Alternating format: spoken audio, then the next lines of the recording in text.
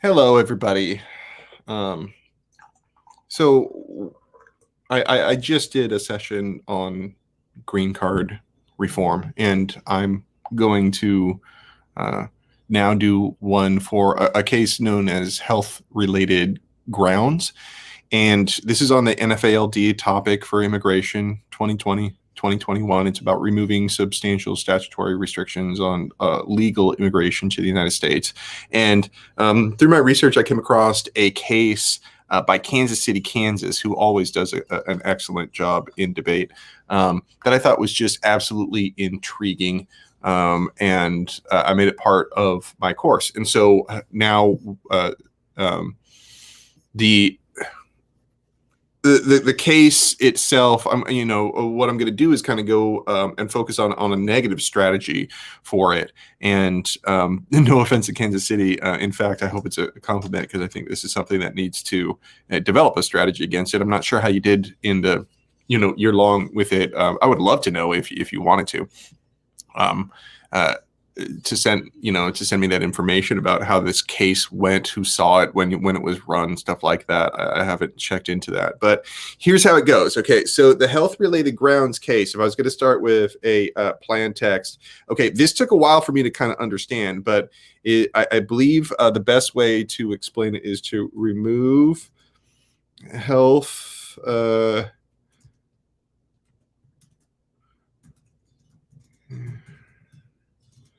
as a reason for I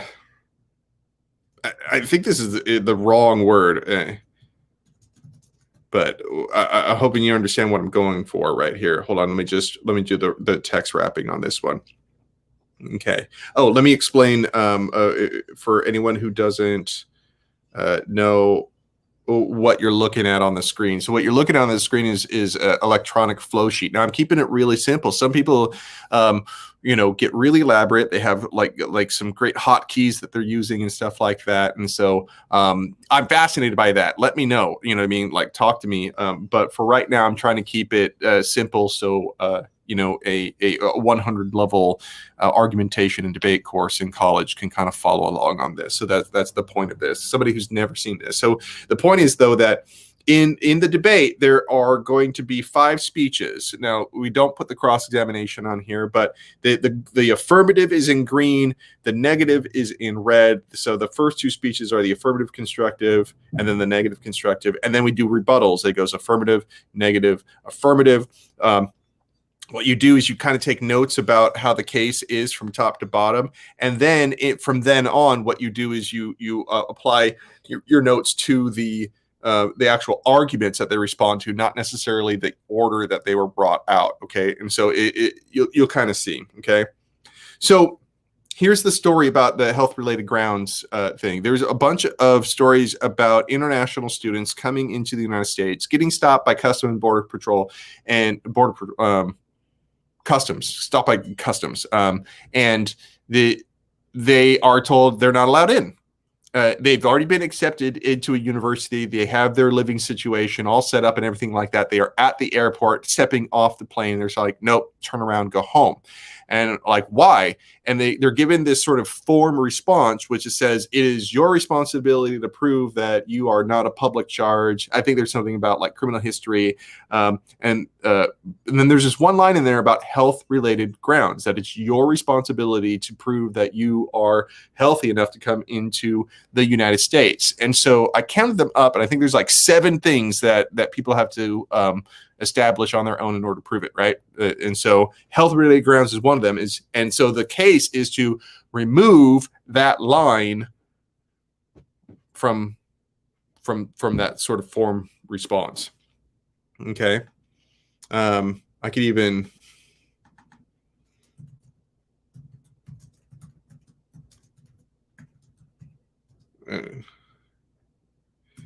pull this up really quick, I think.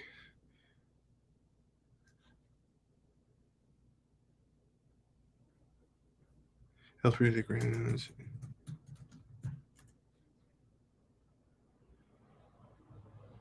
Yeah, so something about a public charge.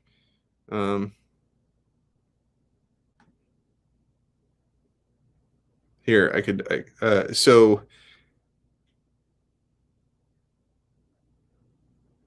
it says applicants must demonstrate they are admissible into the United States by overcoming all grounds of inadmissibility, including health-related grounds is number one, criminality, security reasons, public charge, labor certification, illegal entrance and immigration violations, documentation requirements, and miscellaneous grounds. Oh my goodness. Okay, I forgot about that one little part. Anyways, so that's what it is. And so the plan is, let's get rid of the health related grounds from that list of options. That's my clearest understanding of it. Okay. Now, and so that's your case. That's your plan text. All right. And so after you kind of define a few terms, I think like some people are, so there's a bunch of examples of college students getting bumped. And then, but the real debate is about the stigma. That there's so this debate topic is really all about exploring this sort of concept that immigrants are somehow, more prolific carriers of disease than the average citizen, and it just is. And so that's what's built into that immigration policy is incredibly poor at having, being able to control health of a society, because travel is still happening. Legal travel is still happening. So like, if you're worried about people like tracking diseases in, immigrants are not the focus on what you're doing. But not only that, but there's this big long history of assuming that they are, and it kind of like it's a rhetorical critique basically, and that's why I liked it. As a case was, and so if you're doing that, the rhetorical critique, that's under the stigma, right? So the harms is that assumptions about immigrants, and then the inherency. So what I'm doing is I'm using these just letters: H for harms, I for inherency. If you don't know what I'm talking about, you should really watch the stock issues video lesson. All right. So people have assumptions about immigrants, and that's the disease stuff like that. Health related grounds perpetuates. Right. So like, it's like, okay, people have these sort of racist assumptions about immigrants and disease. We've seen this throughout history. There's a whole bunch of historical examples. So you got like the research just explodes in this one. Okay. And then you say it's kind of baked into these health related grounds. Solvency, that's the S, means that if we remove health related grounds, and see that just all right, helps decrease stigma.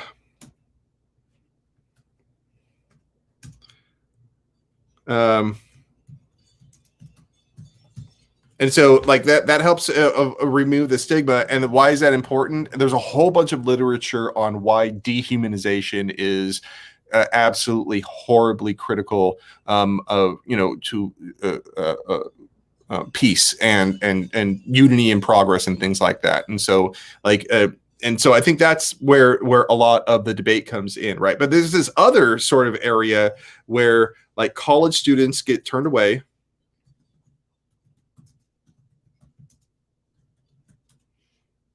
And then the inherency is the health related grounds statement.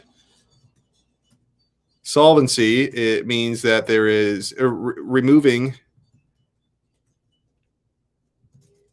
health related grounds is one less reason to deny entry. There it is. That's a better one. All right. And then the impact is smart people.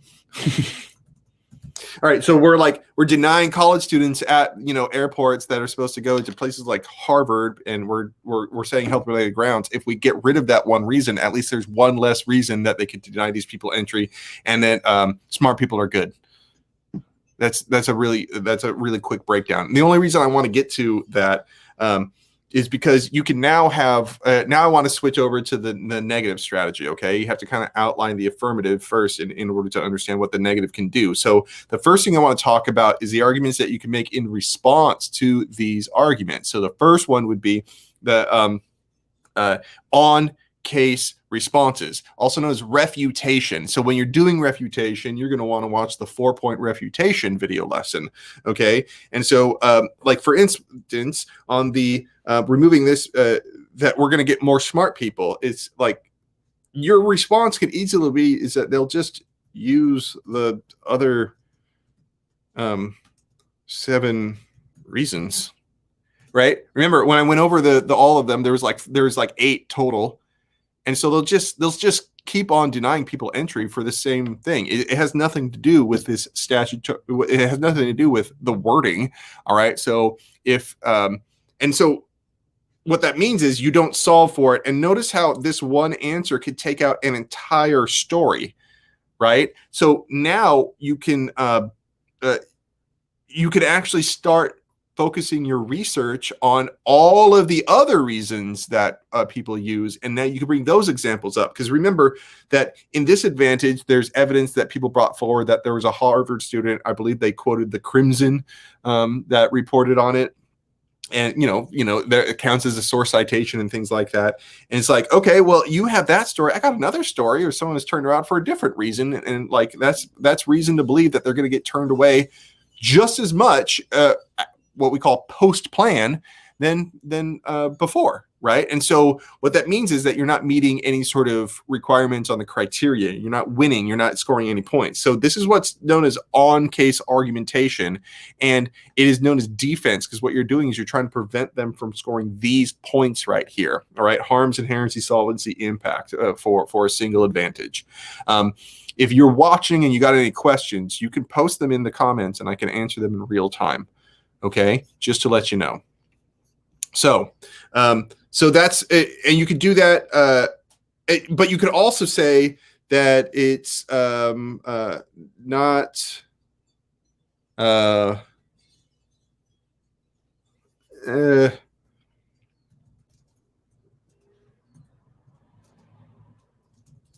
We don't know if these people being turned away are for health-related grounds or the other 7 right now. It's like they might have, like that one individual might have been turned away because they had some sort of criminal background check, right? So that's on case and that's defense, okay? Now,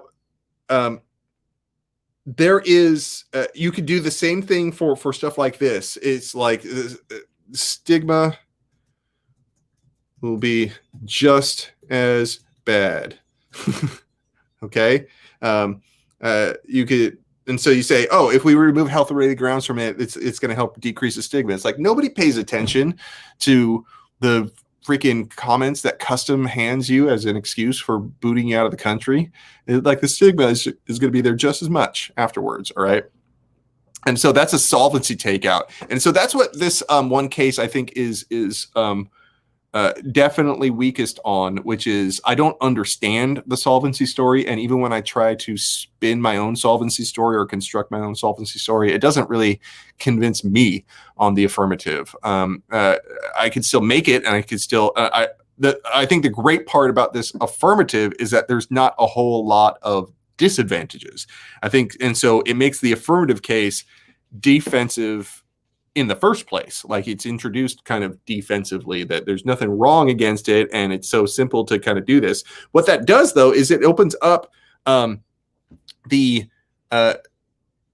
it opens up argumentation to another form. And I think this is actually the plan. The plan is for people to get stuck in, it's like, well, that's not important enough. And so you can do a topicality on substantial, right? And so so one would be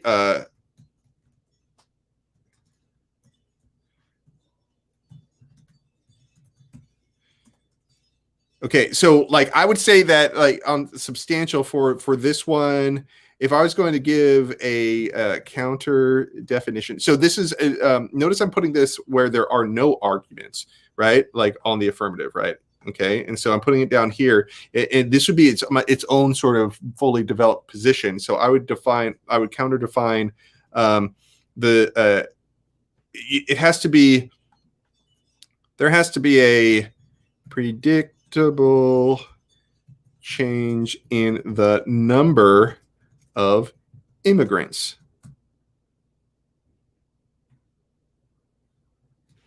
Not the best counter definition, but it kind of gets me halfway there. What I'm saying is that, you know, I would recommend you researching this. I'm kind of brainstorming right now as a way of helping me help guide my research. All right, so this is sans research right now. It's just a way of thinking about it. I'm going to look for substantials, like, you know, that's where going to like NFA LD, paperless debate, maybe looking at some of the things that people posted up there. If you want to use that in your class, I highly encourage you to kind of, you know, stand on the shoulders of debate giants and kind of work on that. But like, you have to, I believe I saw one of these Topicality where there has to be a change in the number of immigrants, right? That you have to, that there has to be anything like that. So what's the violation? Now, these are stock issues for a Topicality position. So all these things are Topicality, just like these right here are stock issues for advantages. We got stock issues for Topicality. So the violation is that the plan doesn't change the number of immigrants. So all you're doing is changing wording, right? But you're not going to see a difference in the actual number of immigrants as a result of this plan, because all you're doing is saying we're going to remove this one line from why people get rejected. You're not saying that they have to decrease the number of rejections. You're not capping the number of rejections on anything. You're not guaranteeing that there is more legal immigration afterwards. You're just saying it's like, okay, that's that we're not going to use this as an excuse for denying entry anymore.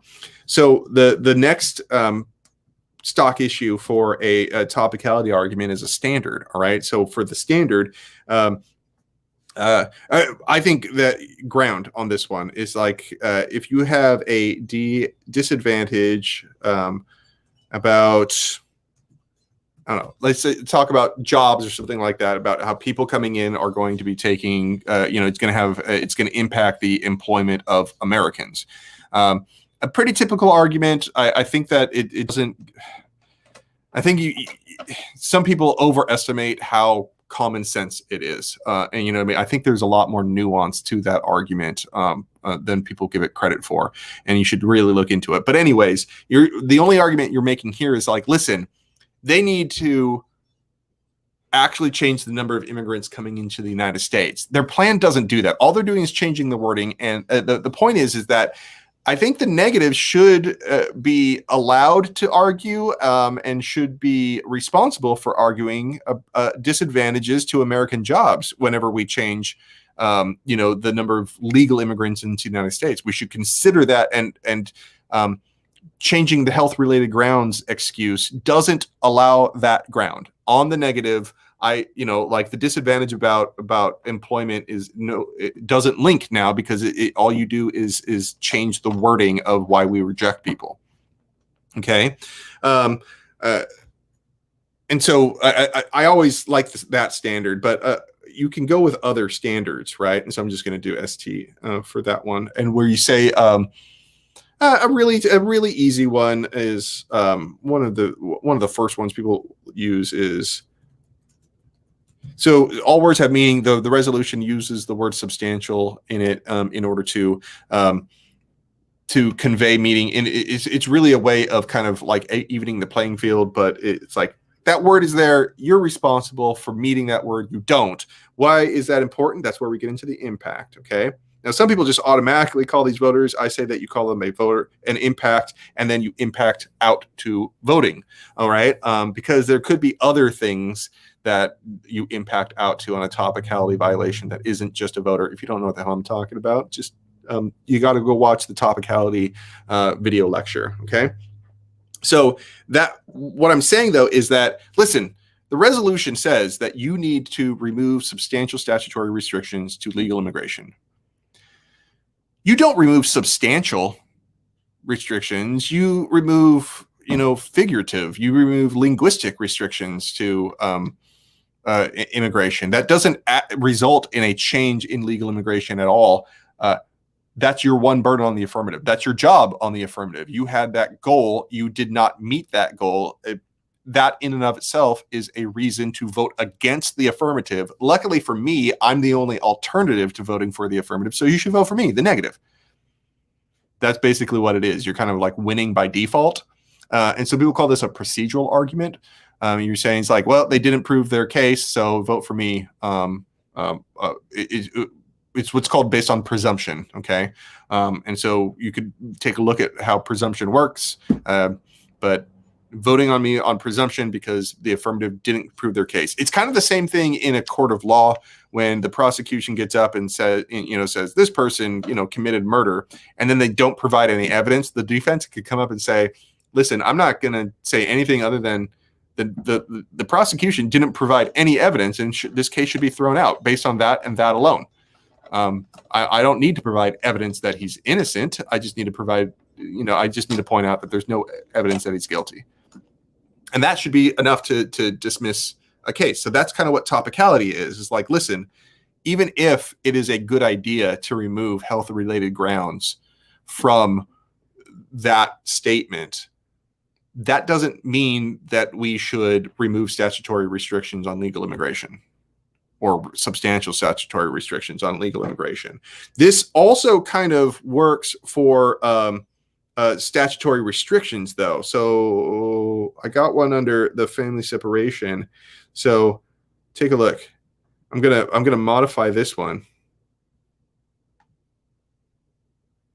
Okay, so there's this one is kind of subject to a couple of different topics. Statutory restrictions. Statutory restrictions. This is the counter definition, right? Not an executive order. It is just a. Oh, so family health related grounds plan. The plan is only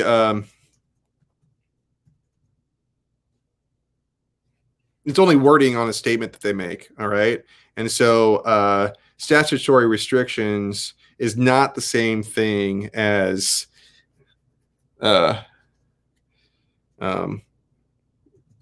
wording in a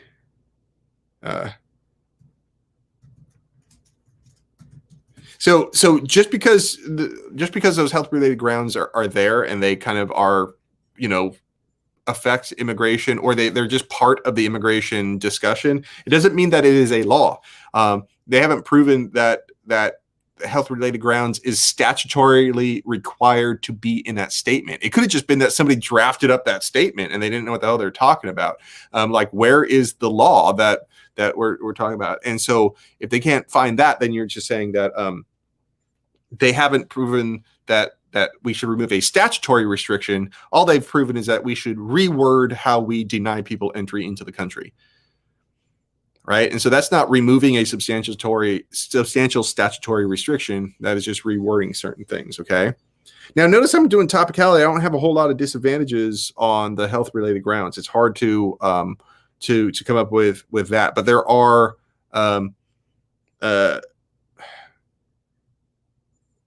there might be some things about COVID, but I think that that would just kind of feed into the criticism, all right, the rhetorical critique that they're doing right now.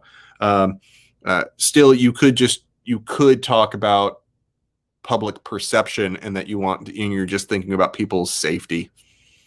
It's kind of a cop out, but still, I think it's better than falling into the criticism. It still kind of links to the criticism a bit, but see that. So there's what I'm pointing out is that there's difference, and so I think I outlined some of these in the case analysis document, and you could check that out.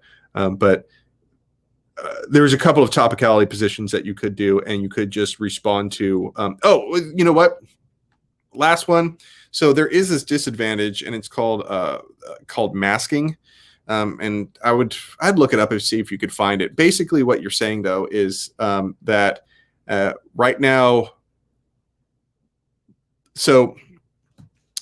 there is the stigma. So you're kind of granting the stigma argument, right? You have to grant that there is a stigma, and the link is that you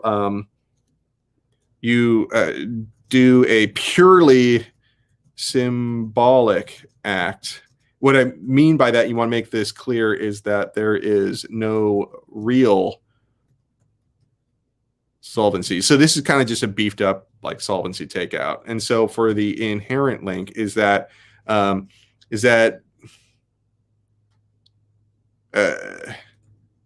people use the change in language to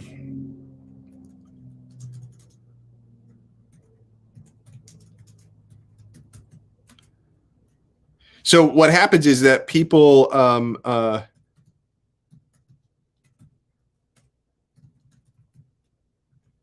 okay, so there's a stigma out there. You do a purely symbolic act, right? Whereas like we change the wording of how we reject people. People look at that symbolic act and say, that's progress. Awesome. All right, that's my internal link. So that's the IL right there. So uniqueness, link, internal link, and impact. You got to watch the disadvantage lecture video. People use the change in language to assume a problem is solved. This is where you can use examples and analogies, right? Like the United States isn't racist anymore. We had a black president. That's kind of how people use change in order to ignore real problems. And so you could say that, and so what the impact is that without real change, the problems get kind of pushed lower and they become more intergenerational. The problem becomes longer over time. And now that's how you start outweighing, right? That's how you start trying to generate offense on the disadvantage.